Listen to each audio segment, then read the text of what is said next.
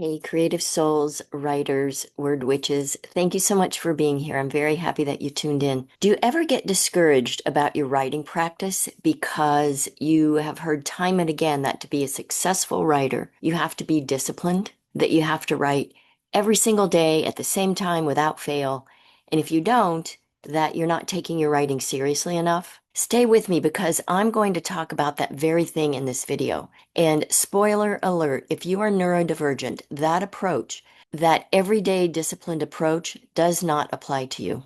And I have some suggestions that I think will help you feel a whole lot better about your writing life, about yourself as a writer, and about your work. So this is for you if you've been feeling like you don't have what it takes, if you're not sure how other people produce as much as they do, publish as many books as they do. I want to help you with this. If you don't know me, my name is Johnny, and you can learn more about me at my website, johnnymazzacco.com, and my blog, Writing Through the Body. All right, so let's talk about writing and creativity and schedules and discipline. I've posted videos on this channel about the writing habits and practices of well-known writers, and they often talk about the regularity, right, of waking up at the same time, often very early in the morning, starting writing at the same time, and writing the same length of time. So, on one hand, I can't argue with that because regularity does help wear grooves of recognition in the brain. And a few small actions in preparation to write will send this beneficial signal that says, okay, brain, it's time to focus and write. So there is some benefit in that. But what if you have a special brain that struggles with executive function or triggers PDA, which in this case stands for pathological demand avoidance? What if you deal with that on a daily basis? What if you have a brain and a delicate nervous system that can get overloaded, and sometimes quite easily, and then sends you into that need for rest mode that you just can't deny? If this is you, in this case, discipline, so-called discipline, looks different. In fact, to be honest, that's probably a word we ought to do away with. Why? Well, let's start with this. Writing is a kind of magic, and for those of us with neurodivergent minds, these brilliant, nonlinear minds that are wired for deep perception, the path to a lasting writing practice looks different. All right, it isn't paved with rigid schedules or color-coded planners, unless, of course, you love those things. And side note, I actually do use color-coded planners because it allows my brain to, at a glance, see what my day or my week are going to look like. But do I always stick to my calendar exactly? No, I don't. And I'll share more on that in a while. So for many of us with these special brains, our practices are built on ritual and rhythm and desire and deep self-trust. If you have struggled with consistency, if you have battled this internalized shame or found that the typical writing advice just doesn't fit, then this video is your encouragement to conjure a practice that honors the way you move through the world. And I want to talk about 7 ways to view a writing practice, especially if you have a neurodivergent brain. And by the way, who am I to be talking about this? Well, I have one of those brains, and I haven't known that for a long time. And to realize this about myself has been absolutely eye-opening and self-affirming. And I'm still in the process of figuring out how to do life now that I know I am ADHD. Now that I don't feel the need to fit in to these molds that society has created for people who are not like us. And, keep in mind that those are the people in large part who created society. They didn't make space for us. And this is not to condemn anyone, it's just that this has not been widely understood. But the day I learned that this is the kind of brain I have, it started to open a lot of doors for me. So let's get to these 7 ways to view a writing practice for a neurodivergent brain. First thing that's important, I think, is to craft ritual and not routine. We're all different. And in many cases, I will be speaking from my own perspective, which I know will not possibly apply to you. So what I'm hoping to do in this video is not introduce a one-size-fits-all response to this dilemma of being a neurodivergent, creative person in a world not made for you. I hope that what I offer gives you some encouragement. If something resonates, try it. If it doesn't, then don't. You know yourself. So with this idea of crafting ritual and not routine, for us, routine can feel like a cage. And I'll say this about that. I absolutely also need routine at the same time. And so for each of us, we have to figure out where that line is, right? But ritual is different. Ritual is sacred, and ritual, honestly, is spell work. So instead of forcing yourself to write every day at 8 a.m. sharp, I recommend trying this if you haven't. Create a sort of writing portal. Create something that you want to kind of move into. Some people I know do this by lighting a candle. Some burn a sprig of rosemary. Some put on music that feels supportive to them and that transports their brain in a way that allows them to kind of close out the rest of the world and focus in on their writing and hopefully hit that hyper-focus mode, because when we hit that, we can do all kinds of things, right? And so the point of all this is to let these sensory cues open the door between your everyday mind and your storytelling self. So I've talked in other videos about liminal space, and that's what ritual around your writing does for your specially wired brain. And so what is liminal space? Well, it's this threshold between two realities, is how I like to think about it. And that's what we do for our readers. We create liminal spaces for them so they can enter into these imaginary worlds that we create. Even if we're writing realistic fiction, that's what we're doing. We are creating liminal spaces for them. And then for ourselves as writers, when we sit down to write, we are also entering a liminal space because we're invoking our own imagination and we're putting ourselves in the skins of our characters, right? So your ritual might take 5 minutes or it might take 30 minutes. It's really up to you. The point is to build this kind of magic or positive energy around your writing every time you start, not to white knuckle your way in, because that will just dampen your ability to be creative. Number 2, know your rhythms and honor them. So this is kind of what I was alluding to earlier. I can make suggestions, but I don't know your particular rhythms. And even though many of us who are neurodivergent have a lot of things in common, we're also very individual in our needs and our triggers and all of it, right? So if you know your own particular rhythms and you honor them, you can make great strides in creating this writing practice that serves you. It's important to know, and if you have one of these brains, you already know this, that neurodivergent brains often move in rhythms that really go against the grain of the 9 to 5 hustle culture model of productivity that we are often taught. And, you might have creative bursts at night, or you might have hyper focus windows that last for hours, and then you might crash. And this isn't brokenness. Think of it as brilliance. Think of it as you get these bursts of insight and you crank out a shitload of pages, sometimes as if you're like writing outside yourself. And that's really kind of a magical thing, right? So I hope you will think of that as brilliance and not something that is wrong with you and not something that needs to be fixed. And if you are a person who works like this, I can relate. So this is how my brain functions. And I'll be honest, I wish I could always be in hyper-focus mode because I love being productive. And maybe that's still remnants of what the culture has taught me, that to be a worthy human, I have to be productive. I would love to be doing that every single day. But I have to remind myself that my energy, my focus, my creativity, and my life happens in ebbs and flows. I have to remind myself that I'm not a machine and that I don't fit into this 9 to 5 model. When I made the Alchemy of Writing course, one of the things that I focused on was to help people track their time and create dependable systems that they can use to maintain their writing practices. And now that I have learned more about my own brain and about other brains similar to mine, I want to add an addendum to that course that talks specifically about neurodivergence. So that is something that I'll be working on, hopefully in the near future. In the meanwhile, I recommend that you track your natural creative cycles. So when do ideas come to you easily? When does your brain feel foggy or shut down? And then start to design your writing practice around those patterns, not someone else's blueprint. And I want to make another side note.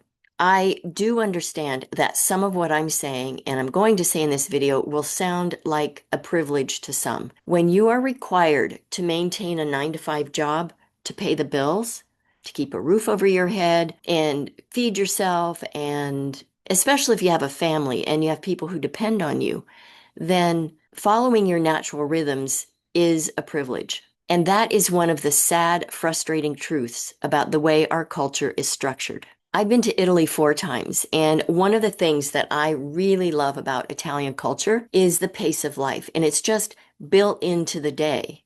There's this concept and practice of the riposo. And so, what is that?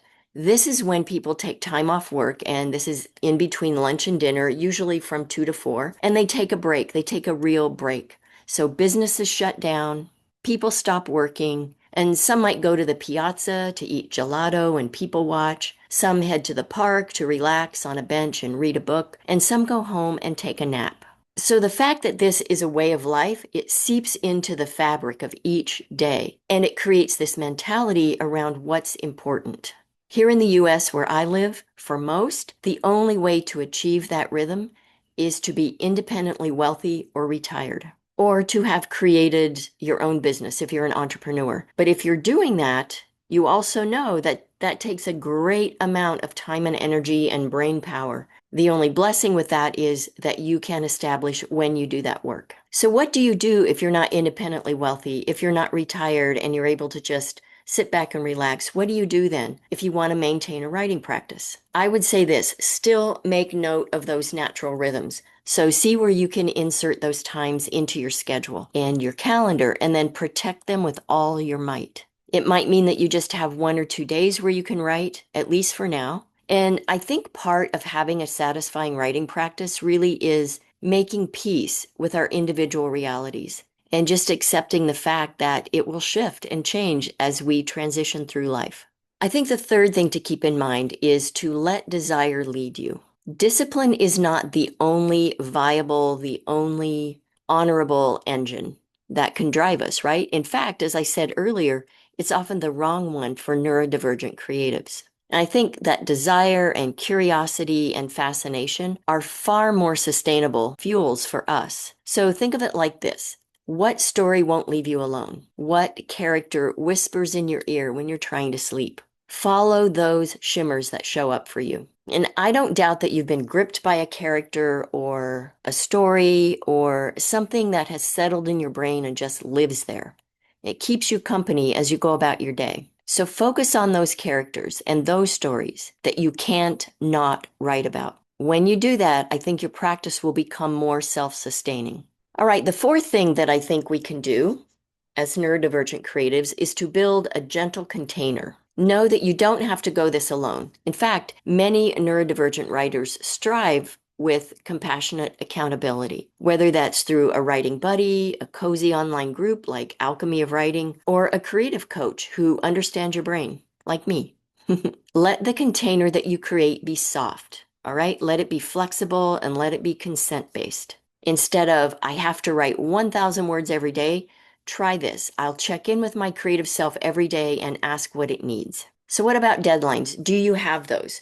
Or do you not put that kind of pressure on yourself? I both love and hate deadlines, and I will tell you why. It really depends on what I'm working on and what I'm working toward. And in fact, setting deadlines and submitting work to writing contests and pitching to agents at conferences, that is one tip that I recommend in my free 10 Ways to Banish Writer's Block flipbook. So you can find the link to that in the description if you want to take a look at that. I have the kind of brain that sometimes responds to deadlines. Sometimes I am so great under pressure, so I oftentimes will set these for myself. And if you do as well, then use them. And if you don't, try something else. Right? Because this is all about creating a container that feels comfortable and low stress for you. So I kind of go in and out of using deadlines and putting a kind of pressure on myself. It's a gentle kind of pressure. It's a low stakes kind of pressure. If you need support of other people, but you can't stand all the chatter, I hope you'll consider joining my Alchemy of Writing membership. One of the things that we do is a weekly silent writing gathering where we just get together online and we write. So there's no talking, no sharing, no teaching. It's just writing.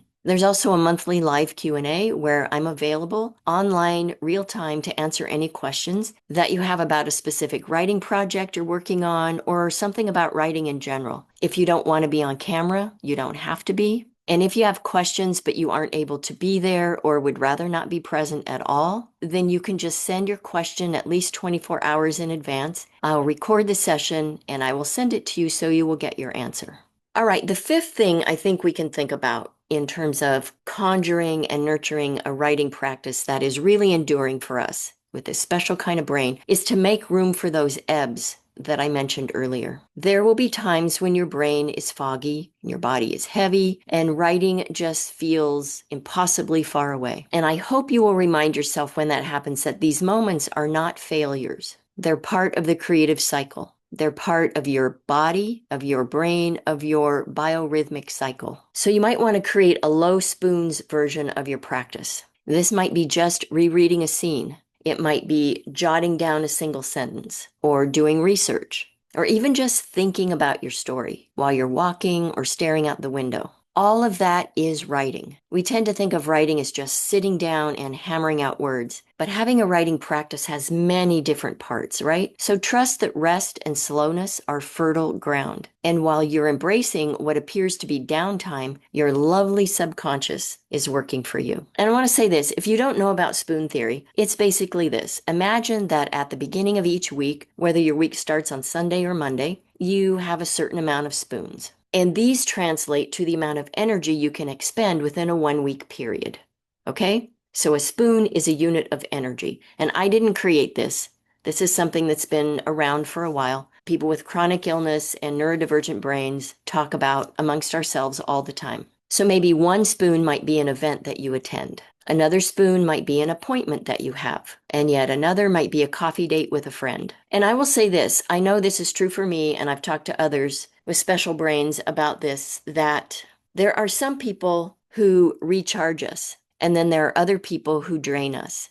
And my hope for you is that you have friends who don't drain you. I've talked before in other videos about how I'm just too freaking old and cranky to allow people into my life who drain me. So I just stay away and I don't invite people in unless they recharge me. If physical activity wears you out, that might be worth 2 spoons. So if you don't know about this theory or if you're not already practicing this, give it a try. Really think about if you have, say, 7 spoons for the week, how are you going to spend them? So it's about making a note of how many spoons you have to use before you reach the point of exhaustion. And again, I know every week can be different. There is no, like I said, one size fits all to all of us. There is not even a one size fits all to each one of us individually. And that's the mystery of being wired like this. One thing I've learned about myself, at least for now, is that on a good week, I can manage 1 spoon per day. So for me, that's one extra thing outside my apartment that isn't related to my regular work. In my recent video about the new moon in Gemini, I talk about a reading event I went to that absolutely wiped me out.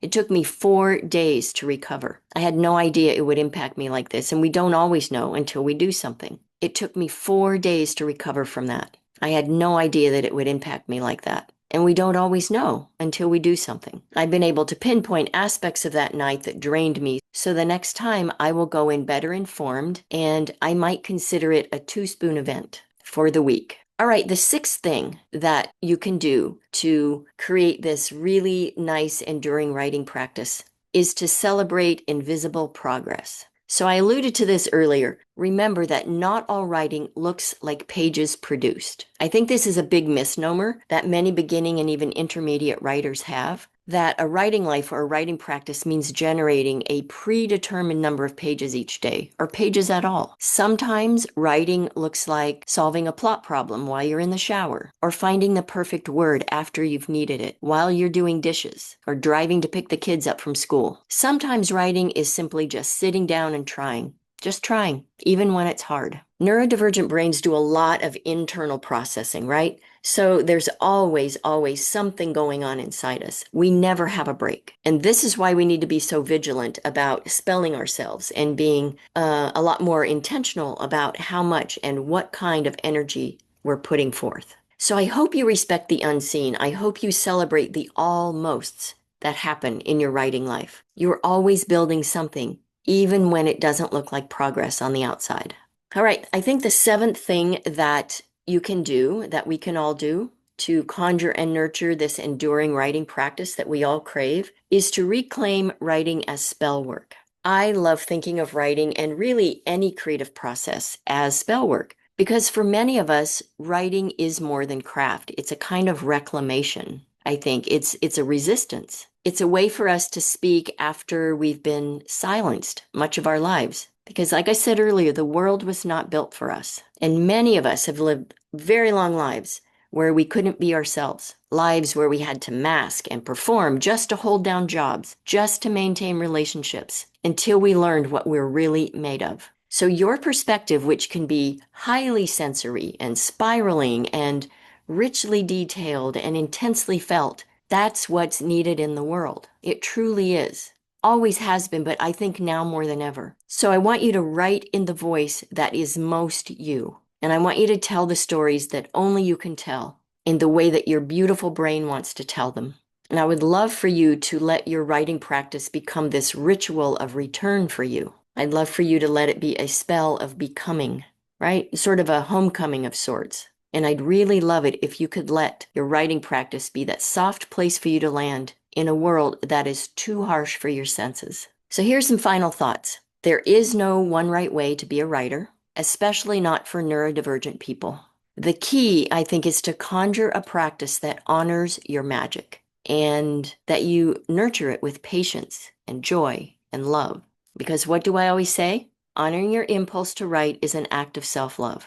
And doing so in a way that aligns with who you are, down to your nervous system, down to the cells in your body, is one of the deepest kinds of love that exists, I think. You don't have to write every day. You don't have to write the right way. You only have to find what works for you, and then just let it evolve as you do. You're not too much. You're not enough. You're exactly the right kind of untethered wild, I guess. Messy, beautiful chaos. If this video resonated with you, please subscribe. Please get my 10 ways to banish writer's block, and please consider joining my Alchemy of Writing membership group. Not sure what you need? Starting June 1st, I'll be launching a new campaign called the Story First Connection, and it's free, and it'll be going on all month because it's my birthday month. Every year in June, I do something special because it's my birthday, and I come up with a gift for all of you. So stay tuned. I'll be making a whole different video about that. So if you subscribe, you will get it. You'll know when it happens, and you can sign up for this. And in the short version is it's a one-on-one 30-minute consult with me,